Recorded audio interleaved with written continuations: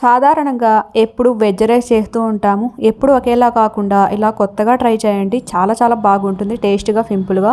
ముందుగా డబ్రాలో తగినంత ఆయిల్ వేసుకోవాలి. ఫ్లై‌లో కట్ చేసుకున్న ఒక కప్పు ఆనియన్ వేసుకొని ఇలా గోల్డెన్ కొచ్చిన తర్వాత కొద్దిగా లవంగం చెక్క, పండు టమోటాలు ఇలా ఫ్లై‌లో కట్ చేసుకొని 4, 5 పచ్చిమిర్చి మధ్యలో ఇలా కట్ చేసి వేసుకోవాలి. ఇదంతా బాగా వేగిన తర్వాత 2 టేబుల్ స్పూన్ అంత ఫ్రెష్‌గా అల్లం వెల్లుల్లి పేస్ట్ వేసుకోవాలి.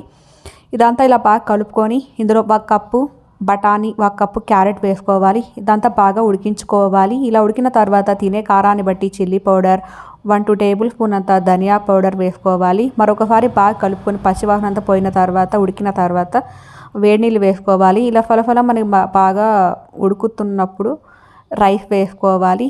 ఇందులో సన్నగా కట్ చేసుకున్న కొద్దిగా కొత్తిమీర, పన్నీర్ వేసుకోవాలి. తగినంత సాల్ట్ కూడా వేసుకోవాలి. ఇలా అంతా బాగా ఉడికించి దమ్ అయిన తర్వాత వేడి వేడిగా తింటుంటే చాలా చాలా బాగుంటుంది.